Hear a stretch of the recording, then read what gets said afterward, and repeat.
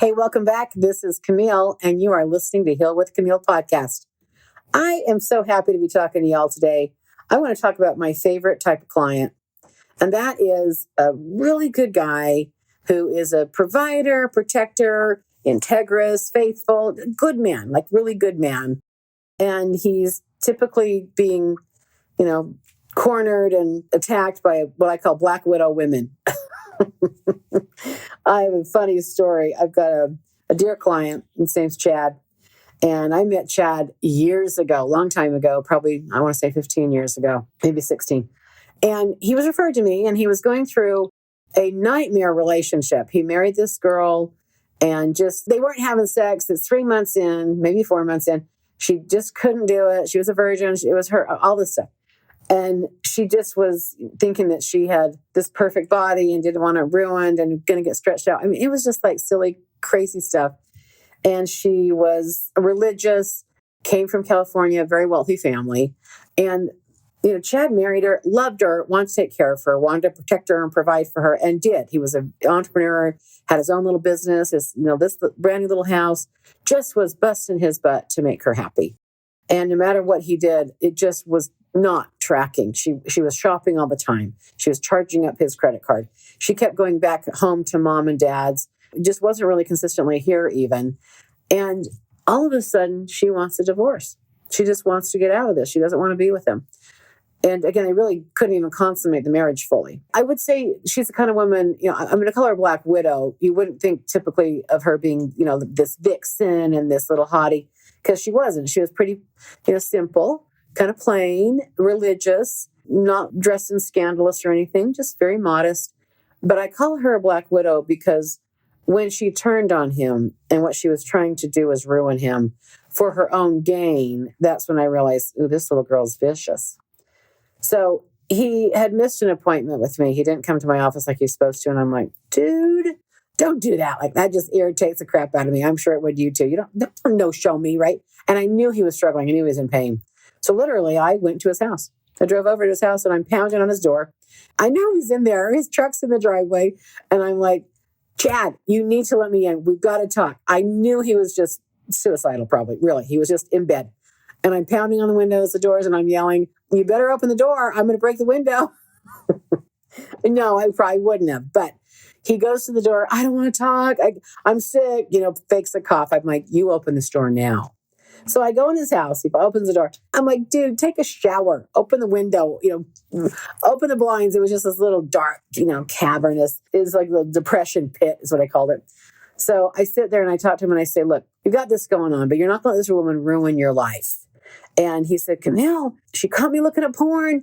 And yeah, I was taking care of myself, but I'm laying next to her. I can't touch her. She won't let me touch her. And now I'm a pervert. She's telling everyone I'm a pervert. She told the bishop I'm a pervert. The neighbors think he's this predator pervert. And look, if you met Chad, you'd be like, nicest guy ever.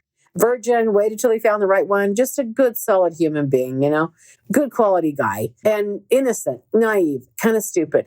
And I find these kind of men pick crazy women like this because they have good moms. I know that sounds terrible, but they have sweethearts for moms. Their mothers would never hurt a fly. They're just kind creatures and adoring.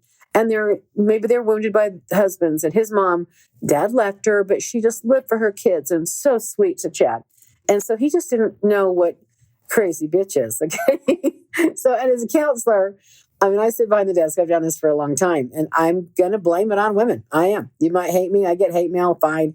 But most women cause the divorce. Like, they want out. The men are like, oh, why would I want to blow up my family, blow up my life, write a check for half of my earnings? Like, they don't want to start over. But women get a certain place in life, and if they're not mature or fully developed in something, or if they have no skin in the game, like they're kept women, they kind of think that, I can find someone else. I can find someone better.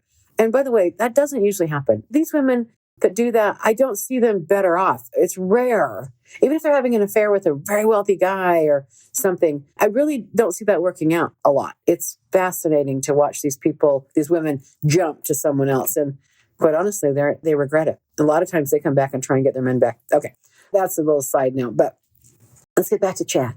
Love this guy, really one of my favorite clients ever. But he was so broken. He was so humiliated. I mean, he was just embarrassed.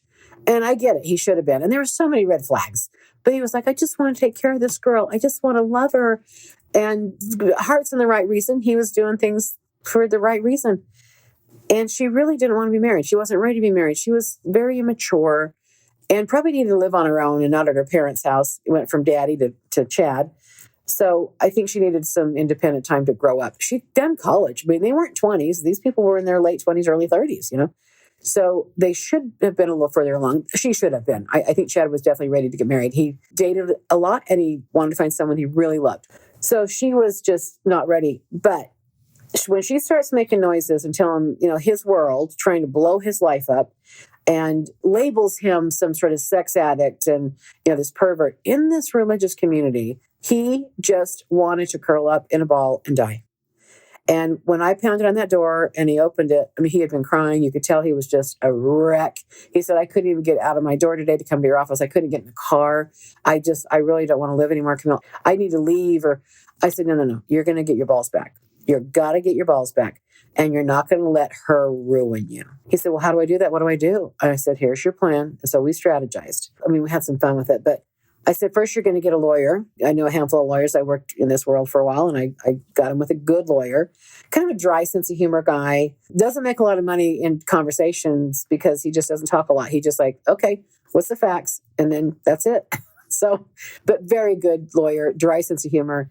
Ex-military, just a solid guy, another solid man. But I got him with Chad, this lawyer, got him with Chad. His name is Al. So I got these two together and they start putting together some paperwork. And because again, here's Chad waiting for the divorce papers, waiting for the harpoon to come over his life and ruin his life. And again, he didn't marry to get divorced. He was humiliated. He's going to get divorced. He was embarrassed. His buddies were looking at him like, dude, did you not check this out? You're a pretty smart guy. It was just a train wreck. There's so many things that happened with a sinus infection on the honeymoon and, just all these things. She needed to get stretched because she wasn't able to accommodate. I mean, just so many things that were almost comical that went on. And I can't believe professionals indulge some of this stuff or encourage it. Anyway, so many things that this guy went through. Like, dude, when were you going to realize this isn't going to last? This isn't going to work. And then she'd always run home to mama and daddy and go shopping. Another shopping spree. Come home with so many clothes. They couldn't even put them in drawers or closets. I mean, he had a little house. It was overflow of her shopping addiction. So we got an attorney and I'm the one that said, look, we need to find a strategy because there's got to be something on her. What is it that she's done? Is there anything that she's done that you could think would make her look imperfect? Because he's just this pervert, right? And most guys would be like, well, what is he supposed to do? I think most women would be like, well, of course they're supposed to be having sex. Couldn't have sex with her, so what's he supposed to do? So he's suffering. I mean, he's truly suffering. He can't take care of himself. She's going to think he's awful, so he's on his own with this. But he said, well, we did have kind of a shower moment. And I said, well, describe that. He says, she was teasing me and having fun and it was innocent, of course, but she would push her chest up against the wall of the shower, the glass of the shower, and it's all steamy and, you couldn't even see through the wall, but just the little Easter eggs. Okay, we'll call them Easter eggs. So he's got a few pictures. Okay, nothing scandalous, nothing below the waist, just this. And she was just being cute and fun, which is innocent, and that's how love's supposed to be, young love's supposed to be. So he's got some cute pictures of her. And he didn't even think about that as maybe a little bit of a strategy, a tool for our strategy. But I said, you've got to get your balls back. You've got to push back on her somehow. You've got to have something on her so that you can actually defend yourself. Because right now, you look like this sicko. And he's not. I knew he wasn't. And whatever he did, he told me, I'm like, no, you're just normal. You're just a normal guy. So I said, okay, get the pictures. I didn't see them. No, I never looked at them. But I said, I want you to make sure it's legal with your attorney. But you're going to start making some Hallmark cards. And it was almost Easter. And I just put together some Hallmark cards, like little Easter egg hunts, things like this. It was simple. It was funny. But I said, and as total strategy, I said, you're going to start a business name. And so he literally kind of had this strategy. And in the divorce papers, he had his business, which, by the way, she wanted all of it. She wanted him to sell his little company or pay her all the spousal support. For years, they hadn't been married a year. It was outrageous what she was after. But she wanted a divorce and to get some money out of it and go back home to California. So we put together a business for Hallmark cards. And we were going to pitch it to Hallmark and see if there was like a, PG-13 rated version. It was just BS. We were just making stuff up. It made him laugh. But I said, you need to put this together and see if your attorney will go along with it. So there were two businesses in the marriage. His business he had before he married her, and his house, which again, she wanted him to sell and get half the equity. And that's all he had. That's all this guy had. Because he's responsible, but he just didn't have nothing else. And I said, you need to put down this business and what it could potentially fetch if they could get some sales and got a contract with Hallmark or something. She didn't realize, she's like, what is this? What's the Hallmark card? And, they kind of had a little narrative of what it was. And it was PG-13. And it was her pictures from that night where she was kind of frisky and kind of funny. And they should have never been anywhere, of course, but, the private collection. But it was his private collection. And the judge actually said, because her attorney flipped out, her dad came out here. And this turned into a big deal. Okay. But it became what we talked about. It became what they were fighting over was some random little pictures. And it completely turned the narrative around on her that, well, you're saying he's a pervert, but what about you? Why are you doing nude pictures? So just, I know, some of my funnest work ever, right? But that strategy saved his butt, totally saved his butt. And the judge even said, well, they're his pictures, they're his property. I mean, if he's got, they were all looking at this going, this is ridiculous. But the father was outraged, wanted to know how many pictures there were. His attorney was trying to get custody of those pictures. And Chad wasn't there one day when they had a court hearing, but his attorney was. This dry sense of humor, doesn't talk much, former military attorney. And he's dealing with the father who's in town from California, because as soon as he hears there's nude pictures of my daughter and he's trying to sell them for profit, I mean, he flipped a gasket, these religious people. And so he flies in with his attorney. And after this hearing where the judge says, well, they're his property, they're his pictures, that's his camera, sorry. Dad, you can't have those pictures. he came at Al, the attorney for Chad, my client. And he said, look, I want those pictures. I want all of those pictures. What is it going to cost? What's it going to take? We want all of those not in circulation. They better be not on the internet. And Al, the attorney said, when the website's done, we can maybe give you an early pass or something. Oh, my God, then he came up with that. It was just hilarious. This father he was seeing red. The smoke was coming out of his ears. He was fit to kill someone in that moment. And Al, Chad's attorney, got out of there, but he just we can maybe negotiate, an early preview. Just hilarious. Chad talks about this. He tells it the funniest way, trying to do it justice, but it was truly, truly a turnaround moment for Chad. By the way, he was never, ever going to hurt her with those pictures. They were never going to get out. And there were three pictures, literally. Couldn't see her face, could barely kind of make out what it was, but he knew what they were. And it was just cute. It was a good moment he captured. But it turned into a big deal for this family. And then she's mortified. And I wanted her to have to apologize or go to the bishop or go to the neighbors that she had said, Chadson's perfect. I wanted her to have to go clean up her mess. Because you made a big mess like that, girl, you don't ruin a guy's reputation like that. I mean, he ended up selling that house and moving because he just always had weird looks. But I wanted her to have to go clean that mess up. Of course, she didn't. But she did get stopped in her tracks with those pictures. And basically, that divorce got settled within 3 weeks. Boom, done. She dropped her claim for half the business, dropped her claim for any equity in the home. She just wanted her pictures, and she was gone. It was done. I was so pleased, and Chad was over the moon that this got done in such a rapid time.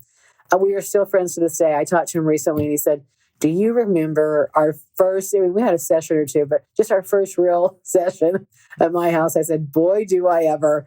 And then just the fun we had about getting his balls back. He says, I send guys to you and I say, go see this woman, Kimile. She's going to help you get your balls back. And it is my favorite thing to do. So, but yeah, he got divorced and she got her pictures and everything else was destroyed. He didn't keep anything. He just got rid of it. But it really did help him not get fleeced by someone who really had no intentions of loving him or being with him. He couldn't see it. He was still such a good guy trying to protect and provide for her and anything he could do to make her happy. And what about this trip? And what about that? He was going into debt to make her happy. He'd give her credit cards. She's racking up for clothes and shopping. She didn't need anything. Trust me, she needed nothing. She had everything she wanted, cars, clothes, whatever. But it just wasn't ever going to be enough because she didn't want to be there. And men that are caught up in a relationship where they're in love with the girl, they love her, even if you're married to a wife, you've got babies with, you've got a lifetime with. When a woman turns on you, when a woman gets to the point where she's done and she wants out, there's just like a switch that goes off in her head. And you think you know her. You think that, oh, she's just going through something. No, when a woman's done, she's done, this kind of woman. And not every woman's like this. I'm not bashing all women, but we women know women. And so if we see some woman taking advantage of a good guy, it irks all of us. You make us all look bad, girl.